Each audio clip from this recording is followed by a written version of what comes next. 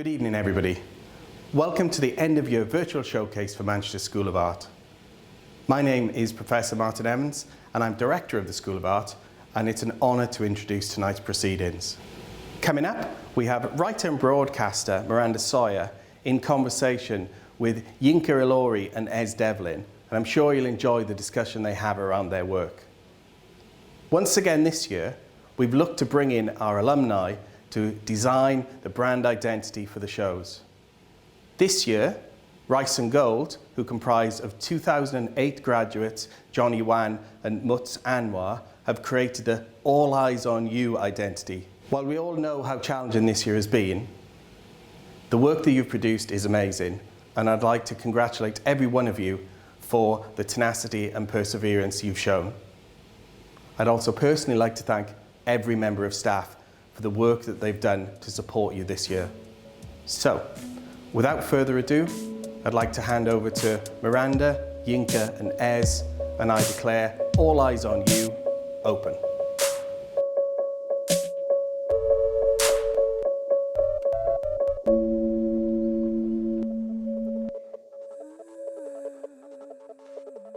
Hello everyone and welcome to the opening event of this year's 2021 Digital Showcase for all the brilliant student designers and creators who are graduating from the Manchester School of Art. Whoop, whoop, whoop. I'm Miranda Sawyer and I'm delighted to be here with two brilliant and inspirational design creators, the artist and stage designer Devlin, known for her wonderful stage work for musicians, theatre and fashion, and the multidisciplinary artist and designer Yinka Ilori, who's as happy designing chairs and public benches as he is art shows, homeware and public projects like the Dulwich Picture Gallery Pavilion and Happy Street in Battersea. I am also joined by Ollie, Felix and Alina, who can wave at me now, and we will be asking questions of Ez and Yinka in a little while. But we're going to start off with a bit of a chat, a conversation.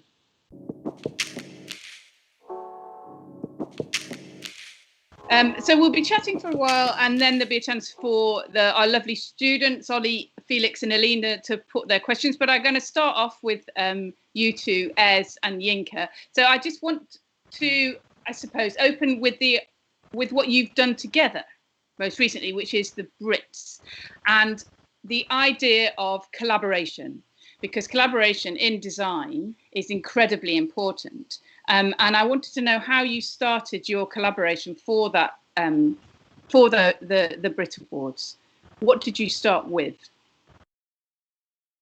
Yeah, well, I've been a huge fan of the Brits, for a number of years, and Ez has done it, for a number of years, and I think this year, Ez, asked me to be involved in the Brits, which was a huge honor, because I love the Brits, love doing all the performances and that kind of thing.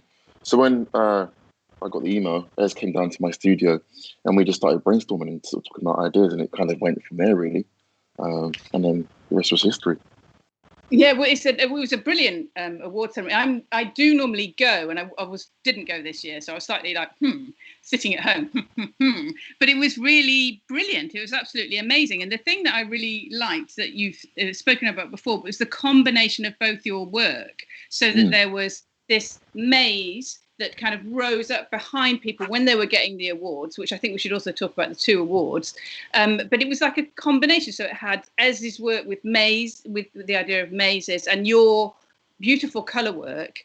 And I thought it was so lovely because what it did was encompass both your work and the idea of music being something incredibly celebratory and a maze as well. So it worked really beautifully. Yeah, I mean, I think it was, as Yinka said, it was a case of, we were, I guess, quite emotionally in a specific moment. And Yinka came to it immediately with this beautiful idea of objects that represent acts of kindness that we might have experienced. And with the Brit Awards, you would never normally go to each artist and ask them to take part in one collective idea, because sometimes those award shows can be a little bit gladiatorial. It's a little bit, one idea trying to sort of challenge or offset or outdo another in a sort of less of a cumulative effect and more of a combative effect. And I think everyone wasn't quite in the mood for combat and more in the mood for collective. So that was the first gesture of it. The mazes and the colour, as you mentioned, combined well. And then it was just, again, Yinka, having not been through that kind of process with Brit Awards people before, of having ideas kind of batted back for various reasons, was able to come at it with a fresh approach, which I really appreciated. Did you find that, because the Brits, obviously, it's there are, as you say, lots of different voices in there, because not only are there the different artist voices who might want to be represented in different ways, but there's also the different record companies, there's the telly company, there's a lot of people feeding in to your vision. How did you find, like, kind of, how do you hold on to your vision in those situations? Well, I think, I mean, as you've done it, you know, for so long. But I think when I sort of came into it a bit sort of naive, because I thought, you know, this is our concept, this is what we're going to see, that's what it's going to be.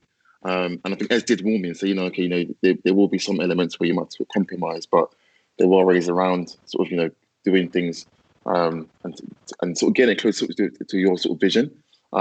So I think in my practice, I sort of design furniture and do like interiors and that kind of thing, where I have control over everything, and I can sort of try and deliver it the way my visuals look. But I think with TV, there are, and set stuff, there's things that you might have in your original concept, but you might not see through delivery. So yeah. Yeah, and did you feel like you learned from it? Because it was a great year, I have to say. I mean, you know, some of the sets were absolutely gorgeous, and there was that sense of people feeling quite united. I did learn from it. Yeah, I mean, you know, again, this is my first time for me doing anything like this. So, you know, I learned lots of interesting sort of tricks and, you know, and ideas and new kind of equipment and new ways of kind of, you know, creating, you know, or designing spaces and you know, working with lighting. So, but yeah, it was such an amazing experience, and you know, I've learned a lot, you know, from it. So yeah, it's nice to sort of be in this world of, you know, of sets and TV and stage and that kind of thing. I think it is, though, it's a good lesson to learn for the students, is that, you know, when you're at college, you have that kind of incubator aspect where your ideas are safe, and you're able to develop them in a safe space. And then when you come out, your ideas are vulnerable, and they can get attacked or fall off or pecked at or whatever. That you're carrying your little idea and it is vulnerable. And there's a few ways you can go with that. You can sort of hunker down, put your armor on and say, right, I'm protecting my idea. But you might find yourself on your own by the end. Everyone else has just gone off and done it. So if you want to stay and actually, you know, make it happen and carry on in a collaborative register of your practice, then it can be interesting to say, right, this isn't what I wanted, it's not what I thought of, but let me just try it and see if I can find a way that it can still be mine, still be me, still be representative of my values and my, you know, practice, and yet, you know, take on the values of others. And that's what collaboration really is. It's true, but there's also an idea sometimes that you have to hold on to your idea. And I know that when you first started, you worked at the Bolton Octagon, and what you wanted to do was have a scene where the showers, instead of showering water, showered red, so it looked like blood. And you were told very flatly by all the plumbers that you could not do this. And so you went away and researched carefully and decided that you could. Well, I mean, I think it was more, that story really, it slightly comes from my mum. It's a wee bit apocryphal, but I don't mind it. But I had a really wonderful helper called Richard Foxton, who was the resident designer at Bolton, and he took me under his wing because I was Southern and knew nothing, and therefore quite vulnerable myself in Bolton. Can you imagine? And he protected me. And I had drawn up a load of plumbing, which was completely unresearched and completely wrong. And people who were working on it found it kind of a little bit, you know, tragic that I hadn't bothered to research properly how the plumbing would work. And I just shoved it on decoratively. So he helped me with that. But yeah, at the beginning, you do tend to, you know, you come in a little fierce, which is right. Listen, you find a balance. You have to hold on to what you want. You don't want to keel over. But each project has a different little kind of equilibrium about it. Some, you know, that if you just have to have really good antennae as you walk in the room and go, what's worth fighting for? What's the thing what's most important in what I'm trying to say? Hold on to that and don't get yourself sidelined or derailed by bits and pieces that you could actually have. You're nodding, Yinka. Yeah, no, it's true. Yeah, I mean, yeah. Because we always have briefs that come in the office, and we sort of have our concept, and then by the end of it, you've the budget's either gone down and you end up losing so many parts of your concept. But as is right, there's some battles you can fight, and you really care about that, want to save that, but I can lose the other thing. So I think I've learned that along all my projects, and it's a hard thing to learn, but I think in the long run it works out. Yeah, because you're actually learning from each piece that you do anyway. I wanted to talk a little bit about student life, actually, because it seems that for both of you, perhaps maybe initially, some of the ideas that you came across or wanted to explore when you were students, you actually took out into the world and explored for a little while in your first few years. Is that right? I mean, Yinka, I was thinking of you and the chairs, for instance, that kind of ideas that you started as a student and then took on. It's interesting, because I remember when I was studying, I did furniture and product design at London Metropolitan, in 2015, and we had a project that was called Our Chair, and it was set by my tutor called Jane Atfield, who was one of the first people to design a sort of like recycled plastic chair that's now at the V&A. So the brief was inspired by my teammate Gamper, who did a project called 100 Chairs in 100 Days. So we had to go and source some furniture out, in the streets or anywhere, thrift stores, and recycle each object and make one new piece of one new chair. It could be anything sculptural. And then I was really obsessed with that project, and I sort of took it on after uni. And then it became, a project I did for like nearly 10 years, where I sort of every other day I would go and find a chair and try and tell a story within that chair based on real life people. And then it kind of did give me my career, or gave me, it kind of did, give me my sort of first design commission, purely because it was a university project that I loved. And then I went on to go and make it into my career. Yeah, which is incredibly inspiring for students. And as I was thinking a little bit, I know that you worked on Le Cercle. Do you say invisible or do you say invisible? I don't know. But there was elements of that I know that you took on, didn't you? Yeah, I mean, I would say to the students, the things that you're going to be interested in for the rest of your practice, you are already interested in now, probably. And you were probably interested in them when you were 7 years old, and 8 years old, and 9 years old, and 10 years old. You're not going to sort of graduate and suddenly start again. You've been building up a little batch of poems inside you in your life, probably subconsciously, and maybe they were even built up before you were born. Maybe they were built up through your ancestors, through your parents, and that's a quite interesting thing to observe. How they came to you, these interests. Why are you interested in this and not that? And I think that's a really valid thing to bring out as you come out a little vulnerable into the world from your student safety. Just take those things, like Yinka took his chair project. I took an interest in magic that I'd learned at a circus, and various other things, actually. If I look back now over my student portfolio, the portfolio that I took into the foundation course that I'd made when I was about 18 years old, there's sketches in that still inform the work I make now, 25, 30 years later. So don't throw anything away. Anything that you've been working on as a student, keep it really safe, and do look at it, because that's you. That's who you've been building. That's your start. It's your riff, isn't it? It's your what you're trying to unpick or understand or move towards. It's really funny as you say that, actually, because I was going through some of my old sketchbooks that I did when I was in college, and I was already drawing chairs, at 16, which is weird because I don't know, and I'm still doing chairs now. So and then also the kind of themes I was exploring when I was in college, I'm exploring again now. So I think Ez is so right. Keep those sketchbooks safe, because you will end up revisiting them in like 10 or 20 years time. What about, I wanted to talk to you a little bit about the idea of temporary and permanent, because I was thinking about your different practices and how some of the things that you do is you make something. It's a little bit like a film. You create a whole world and then it's gone. Oof. like that. It exists and then it does not. And Yinka, your stuff tends to be a little bit more permanent. I'm even thinking of the public works that you've done in Nine Elms when you made the Happy Bridge under in Nine Elms, Happy Street under the bridge. And what that means to how you think about something. Do you think about something differently if you know it's going to be there forever, or if it's disappearing like a dream?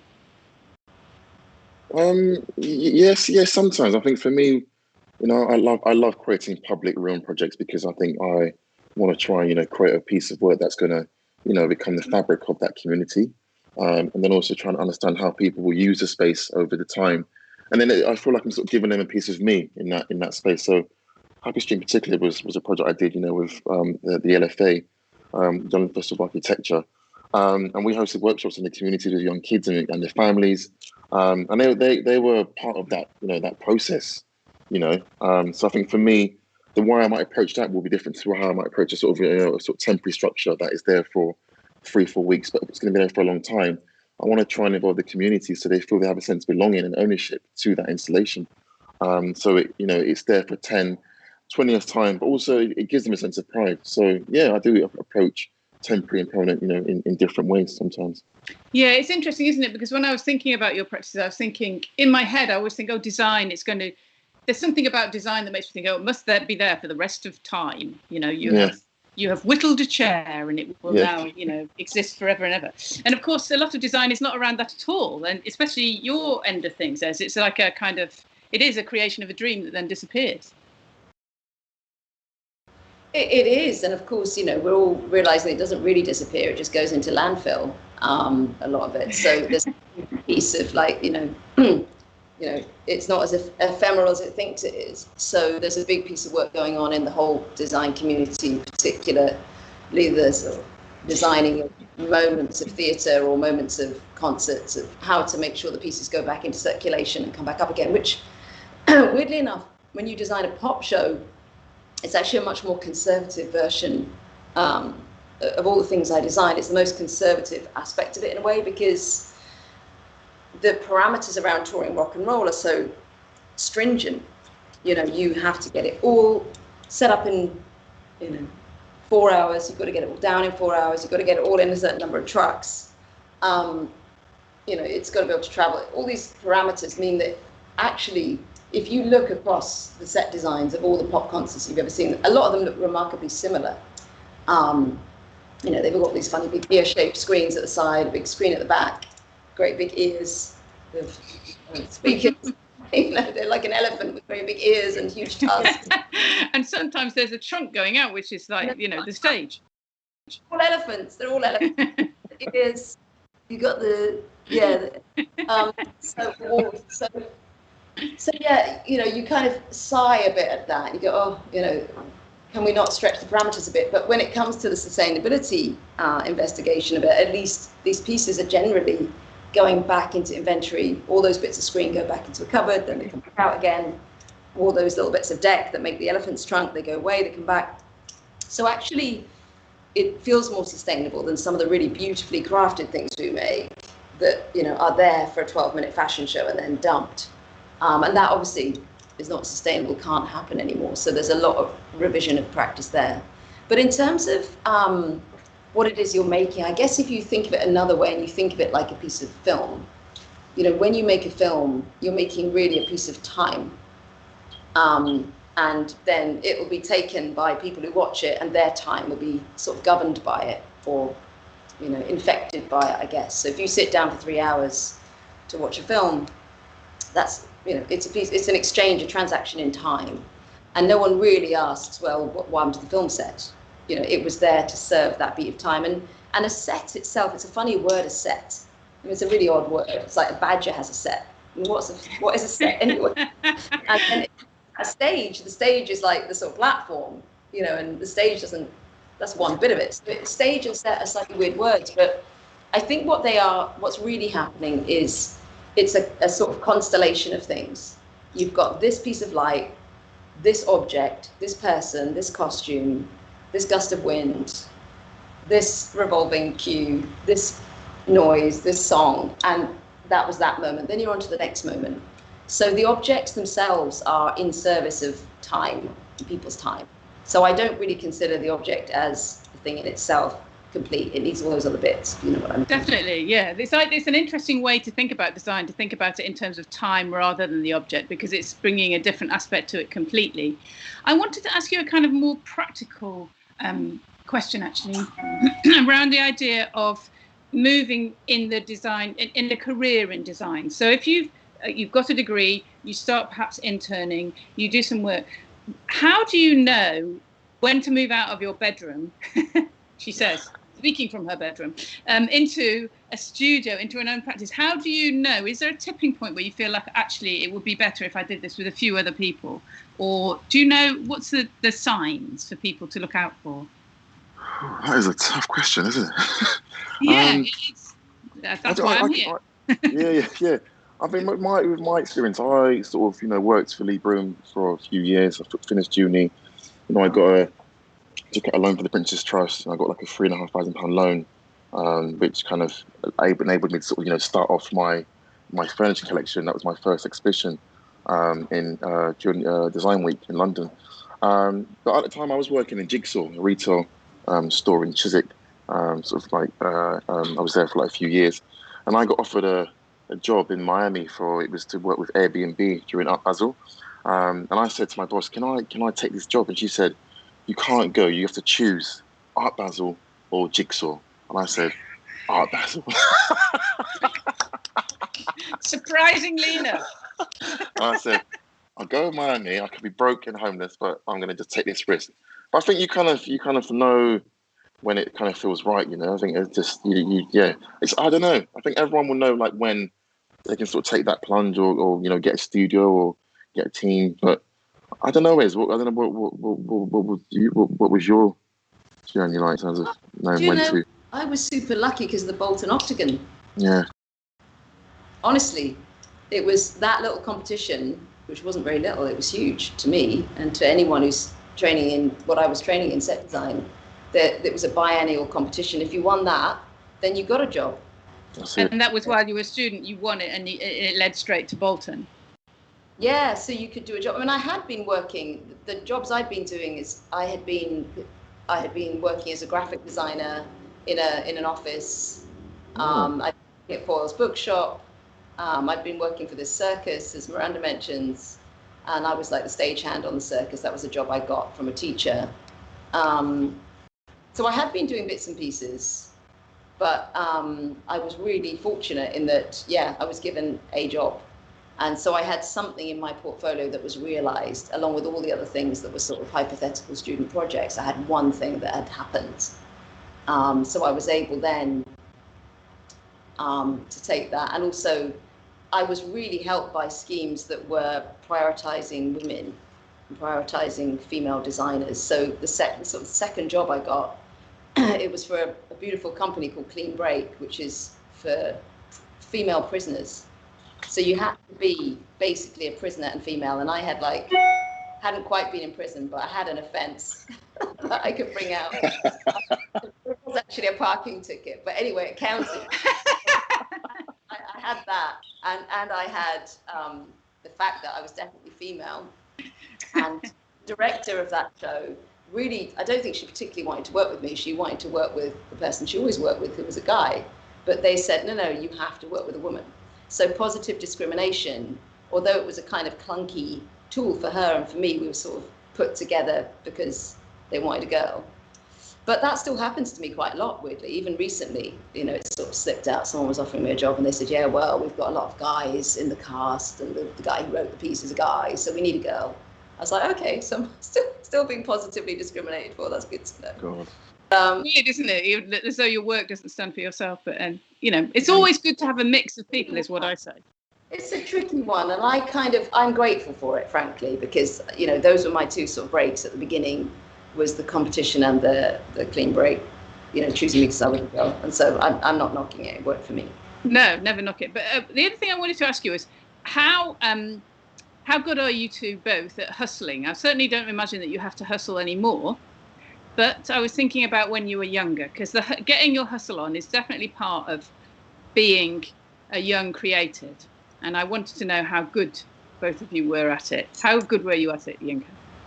Well, that's what in what sense? In terms of sort of working well. Did So you? what hustle means, Yinka? This is not a good sign. Come on, Yinka. No. I mean, I've got a number of hustles. Well, I worked in Marks and Spencer's, and I worked in Sainsbury's to sort of fund, my studio. So I was working, at Sainsbury's for like 3 days a week, and then on the weekends I'd go to my studio, or I'd finish, working at M&S and go after, to my studio. So, I had a number of jobs to sort of fund, what I want, my passion.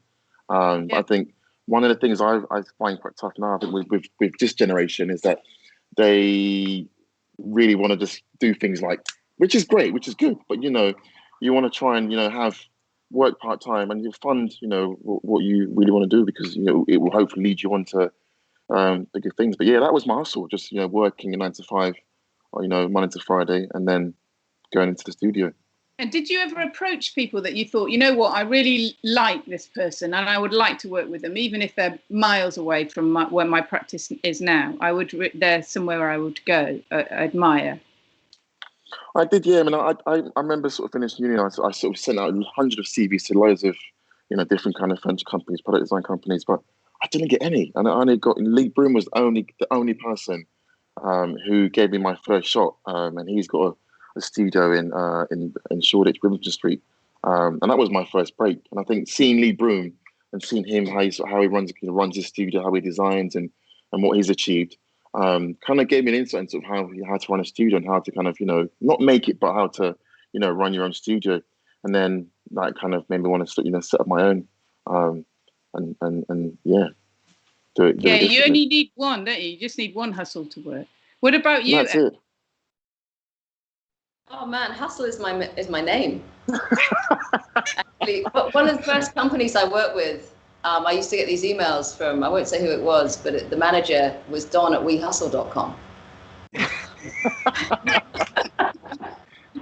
And I think I should be called Ez at wehustle.com, especially lately. But yeah, no, I was Little Miss Hustle. Oh my God, I would have been like so repellent, so annoying. I was Little Miss Desperate, because I'd been studying for a long time. I had done, 5 years of various different, I didn't really know what I wanted to do, so I kept trying out different things. And it got to the point where my boyfriend's dad rang me up and said, "Are you ever going to earn any money? Or are you just going to sponge off my son forever?" Wow.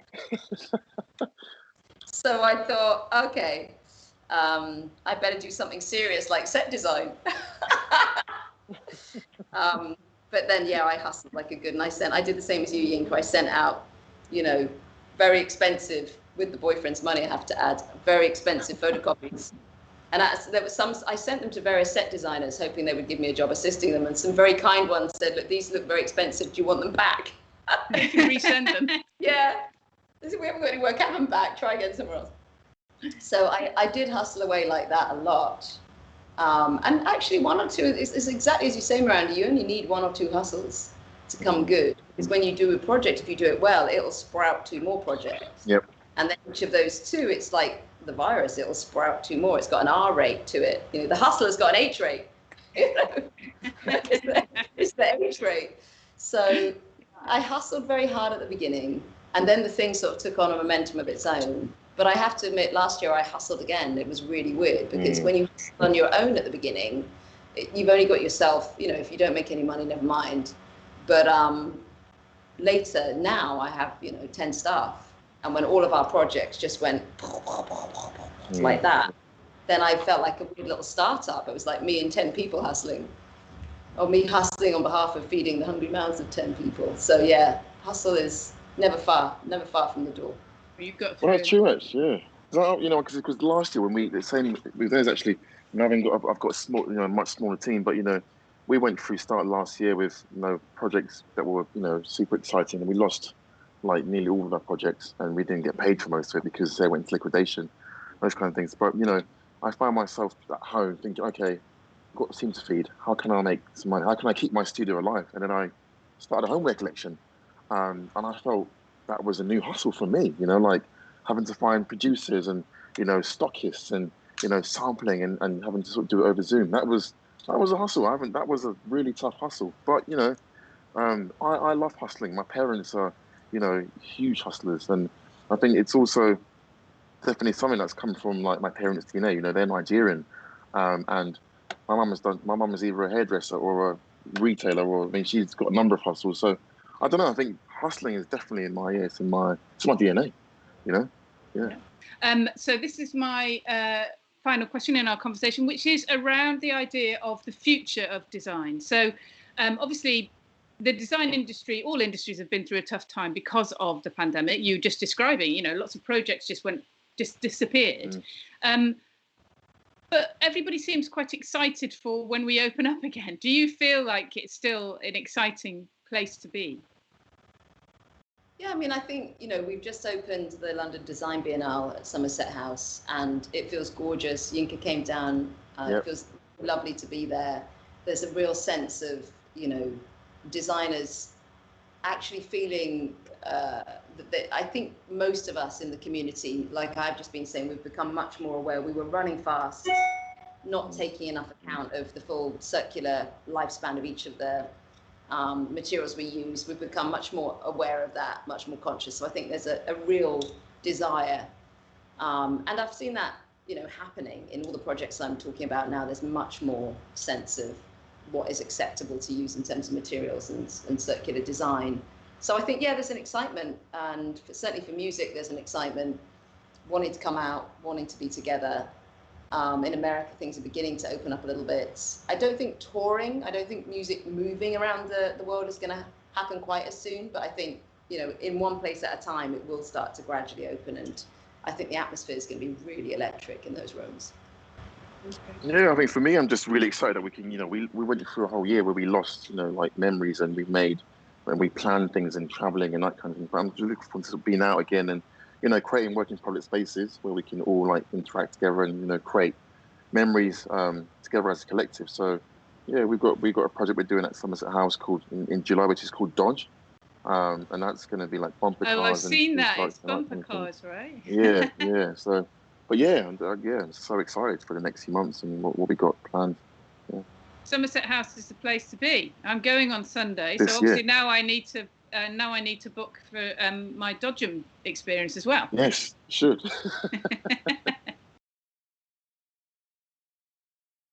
Thank you so much. It's been absolutely brilliant to talk to you. Thank you so much, Yinka and Ed. Right, I'll just go. Right, Ed spoke about positive discrimination. So this is more aimed at Yinka. What advice would you give people of colour who question if they're only being selected to fill statistics, especially after this past year? It's a great question. You know, when I started my degree, I think one of the things I found quite hard was not seeing, you know, it wasn't diverse enough. The course wasn't diverse. The sort of themes that we were talking about I couldn't connect with those themes. I think you have to really find like what you're interested in. I think for me, I found, you know, power in my culture, you know, being Nigerian, being British, and trying to bring it out within my work. And I think you have to really it's hard to say like believe in your own craft and what you're bringing to the table. But you're right. I mean, there are a few projects that have come up over the years, and you do feel like you're being selected because you're a person of color. But that's fine, you know. Maximize it and just you know be the best you can be, do the best you can do, and just try to kind of ignore all that stuff. But just be the best you can be in what you do. You know, that would be my advice. Yeah, that's lovely. Ollie. Hi, Ez. I wanted to ask you on how your personal relationship has changed over time in regards to scale and shape within your work. Because I'm even looking at your background right now, I'm seeing those lovely two circles and, you know, just thinking graphically, just how is it? Yeah, sorry. Bit of a vague question.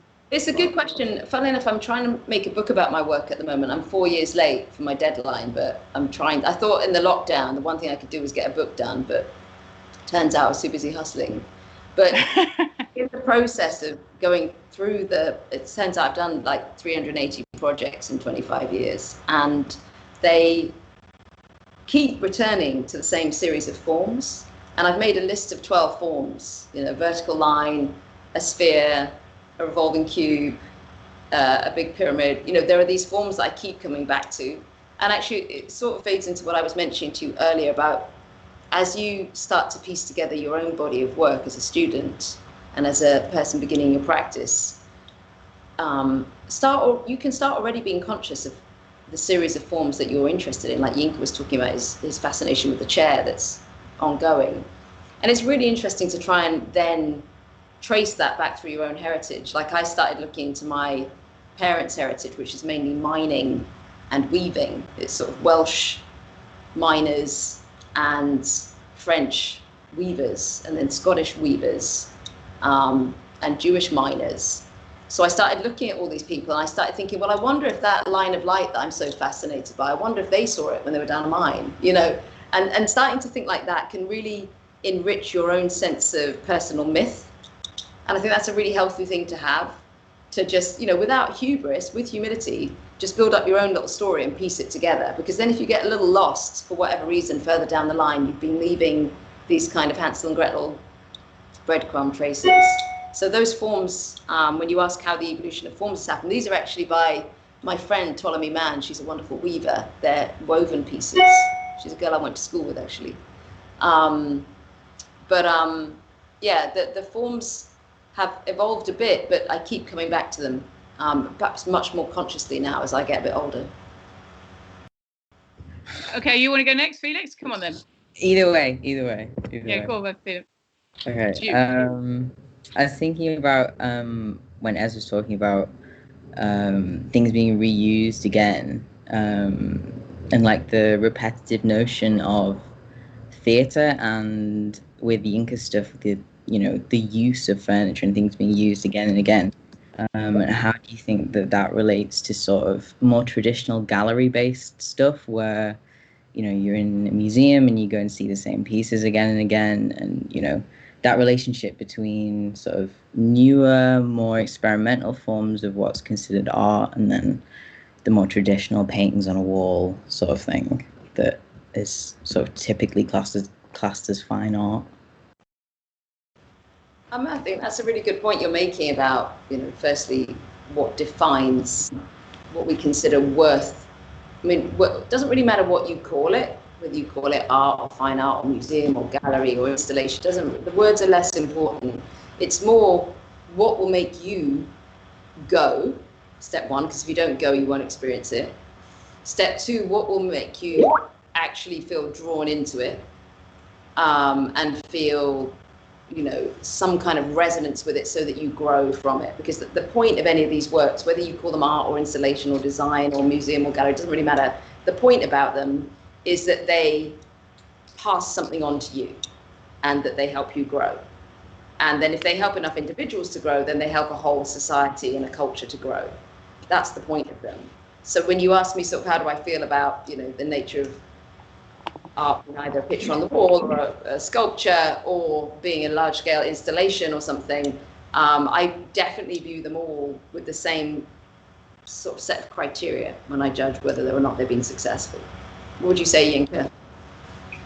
Oh, no, I agree. I think, you know, I started off designing, you know, furniture, and at times people would say, so, you know, it's a chair, and I'm like, no, it's a sculpture piece, and it ends up in galleries or it ends up in design museums. So I don't know. I think I let the user or the audience to kind of make that decision for themselves, you know. Thank you. What about you, Ollie? I wanted to shoot one at Yinka first of all. You know, in your Project Earth, Yeah. how do you reach that point of abstraction? Do you start off when you think about your chair, right? Chair, four legs, you know, an actual seaty bit, and then go, Yeah. or do you kind of take bits away as and when you design it in the design process? Sorry, it's something I was really interested by, the actual process. Yeah. Well, so I sometimes I sort of like compare my work to like an MC. So, or you know, when you're sort of spitting a 16 bar and you're sort of, it's like top of your head, and you just sort of like spit the lyrics. So I think for me, like, I try to not have I like sketching, but since when I'm sort of working with furniture, I try to avoid sketching the kind of end goal, the end product. Because I like that kind of organic process. So in a studio, I might have like two chairs, and what I do is I'll just sort of slice them into pieces, And then if I make mistakes along the way, those mistakes can be actually the most beautiful thing that comes out of the project. So I try and not sort of like make myself stick to kind of a particular sketch because I get quite stressed. So I kind of prefer that kind of organic kind of process, and then whatever I end up with is probably the biggest thing that is the most impact in that piece of furniture. What about you, Ez? I wanted to ask you really quickly, just off that. There was a lot of earth in Hamlet. That was about as earthy as it could get. Yeah, what about it? Well, what I wanted to know is, when you think about something like that, do you ever think, oh, it's going to be quite difficult to get a whole load of earth in a stage? Or do you just think, this is what I want, I'm going to go for it? Well, you start off with the latter, and then someone mentions the former, and then you fight for it and come out somewhere. So, for example, in that particular show, of course, the original idea was much more earth than we ended up with. You know, the whole thing was going to be covered in earth. There was going to be earth all over the audience, you know. So what you saw was the little kind of very modest, you know, humble version of what was originally envisaged. But luckily, the audience don't know that. So, you know, I think generally it's a case of working out, when you go from the idea to the practical execution of the idea, just knowing at what point the balance is tipped and it's now no longer the idea anymore. It's become a new thing. And that happens in almost every project. You have a vision, you take it out, you work with people who are going to help you turn your vision into reality. And at a certain point, they say, this is the reality version. And you have to look at it and go, do I still want it? Will it still be any good? Will it still communicate what I was aiming to communicate? Or has it just become another thing altogether and I'd be better to start again? So you always reach that point. Yeah, it's knowing your compromise, isn't it?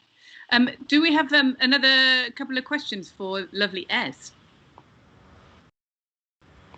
Yes, Alina, and then Ollie, and then Felix. In fact, all of you. I'm going to do it. So, Alina first. Do you ever feel the pressure to like stick to doing what you're known for? That makes sense. Great questions, Alina. It's a really good one. I feel actually the personal pressure to try things that I don't know how to do, because I've said this a few times on this talk, and I say it a lot generally. My pressure upon myself is to grow. You know, that's if my sort of judgment of myself, of whether I feel like I'm succeeding or failing, it's always based on terms of, am I growing? And that's in everything. That's in my ability to, you know, be a friend, be a mother, be a citizen, be a human species, and be, you know, a person who does work. That in all of those, if I'm growing, I feel like I'm doing all right. If I'm not growing, I feel like, well, never mind for a while. But if I'm regressing, then I start to worry a bit. So, and how that then, if you start doing just what you're known for doing, then you sort of, I think it's a little bit troublesome to, well, I guess you can grow. You could, you know, finesse that so that you are growing within the boundaries of what you're known for. But I really like doing stuff I don't know how to do. I just like the excitement of it. I like going, I really don't know. Like, I had a meeting last week with a sheep farmer, and I don't know anything about sheep. So I literally had to look up the words in the dictionary. And I love that. I don't even know, not only do I not know what you're talking about, I don't even know what the words mean. Like, he started talking to me about a scuppet. Like, I don't know what a scuppet is, so I had to look it up. And I had to look up most of the words he was saying, like a teg. You're going to have to tell us what a scuppet is now. Well, a scuppet is actually an old shovel for sweeping. It's actually like a big square wooden shovel for sweeping hops. And a teg is a type of sheep. But, you know, these are things I didn't know. So the more stuff you discover that you don't know that you can then learn, yeah, that's where my personal pressure comes on, is growth. Felix, I'm going to you. Yeah, I think really related to that, I was going to ask about, because you worked with Carlo Rovelli, who, you know, the theoretical physicist, and working with time and things. What is sort of your personal relationship to research as a part of practice? I mainline it. It's my addiction. It's what we do. I mean, I'm sitting, we've got 10 people in the studio today, and we are all we're doing is oh, do you remember that bit? Do you remember that? And one thing leads to another. It's like 6 degrees of separation. You research one thing, it leads to another thing.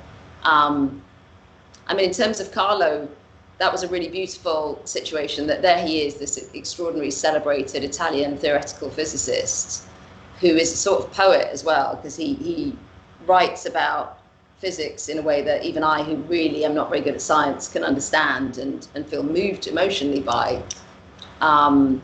And he explains it in terms of music, which is very helpful to me, because I think we all have an innate emotional response to music. So if anyone explains anything in terms of music, it's easier to understand it.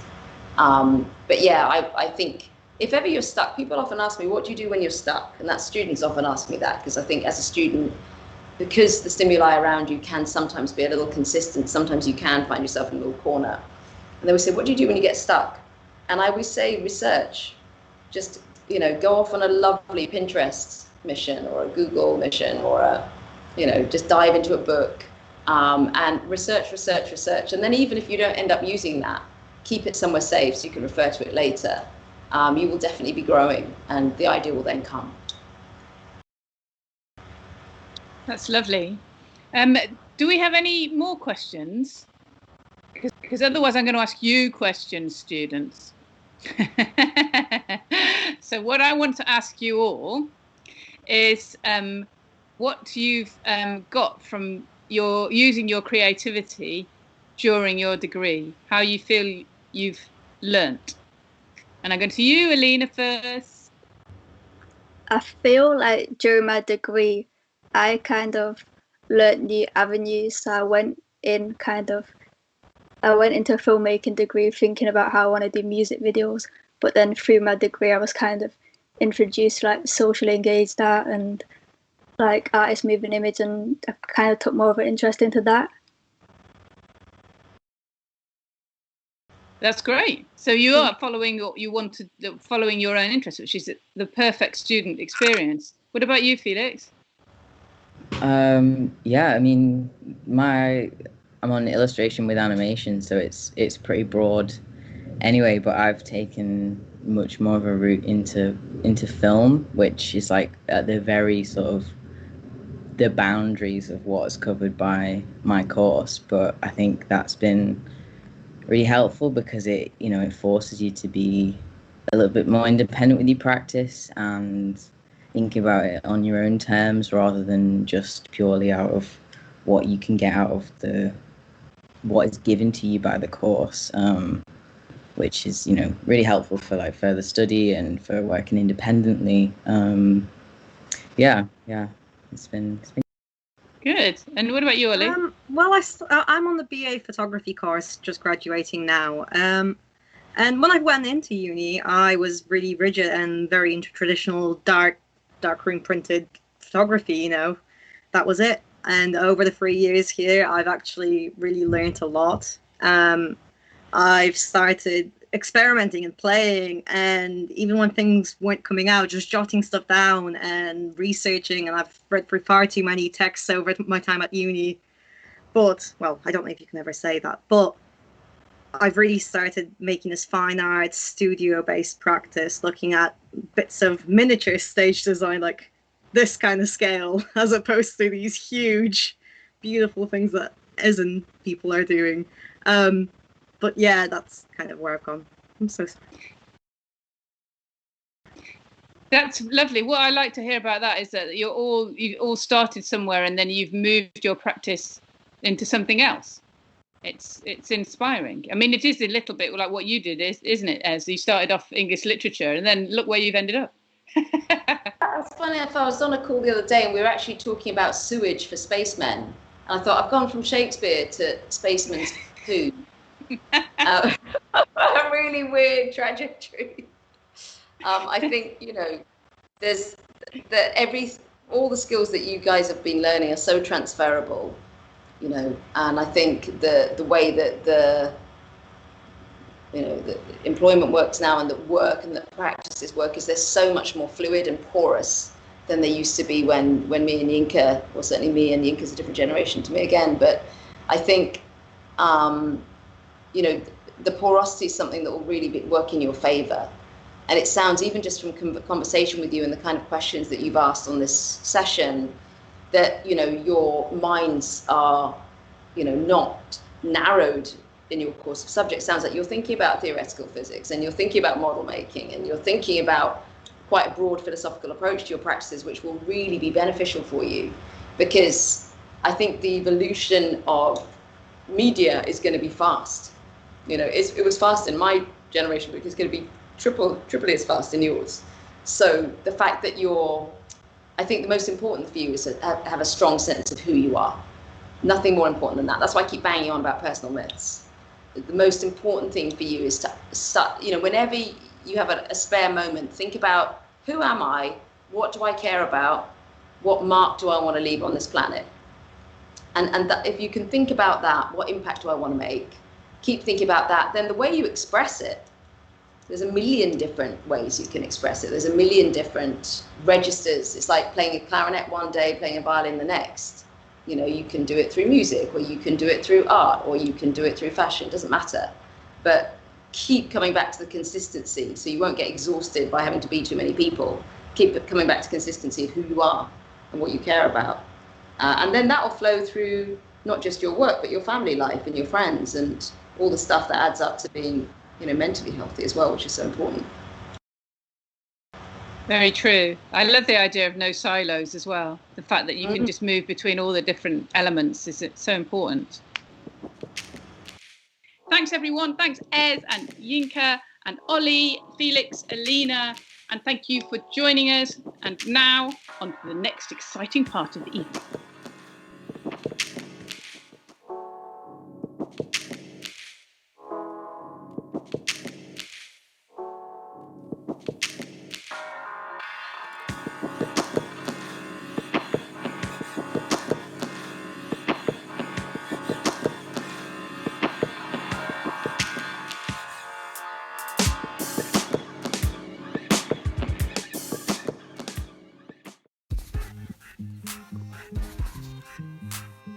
Hello, my name is Zoe Watson and I am the curator of the Holden Gallery.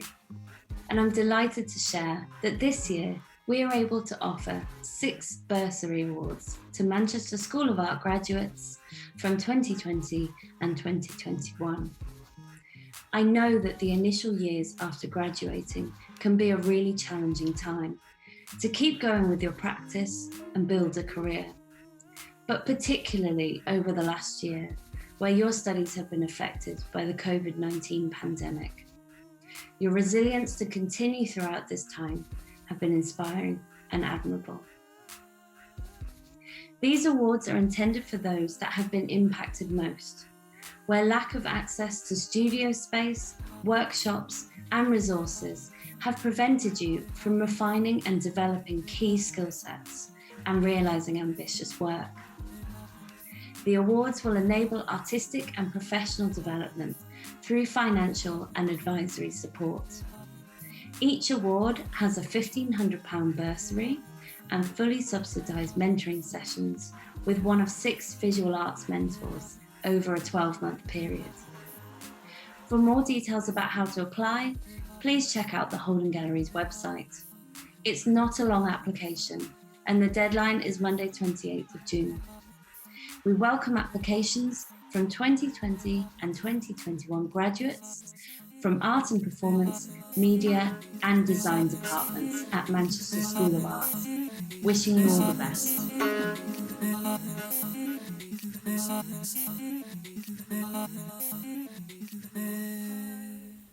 CASA Awards, a celebration of the journal, the sketchbook, the visual diary. The CASA Awards is a celebration of the act, ritual and process of journaling, recognising it as a tool for reflection, observation, playfulness and working method that is the heart of many people's practices.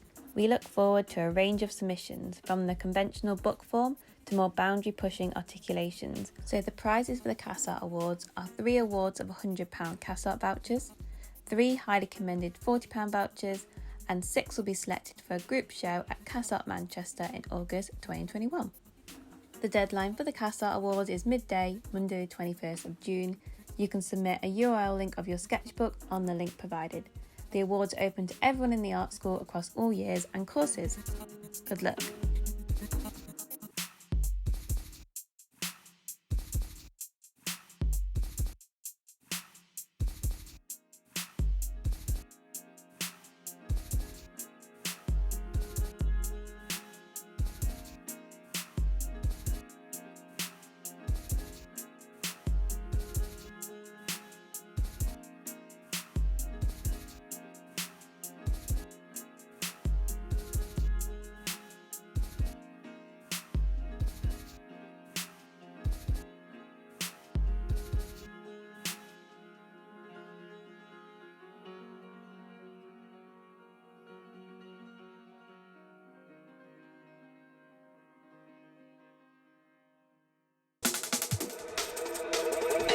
Welcome to Brave New Normal, the Manchester School of Art Graphic Design Degree Show 2021.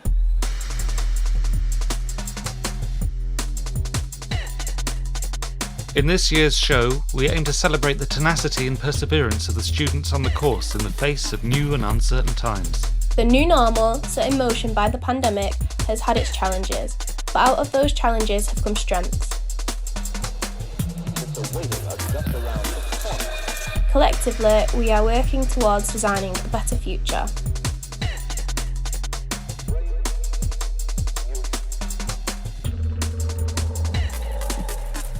This website is a showcase of the range of the designers and change makers emerging from this dystopian year. Sit back, have a browse, and enjoy the extraordinary talent from an extraordinary year.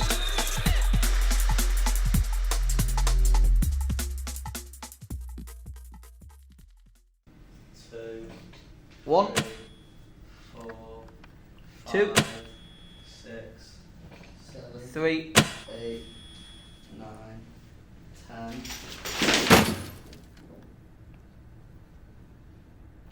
cut.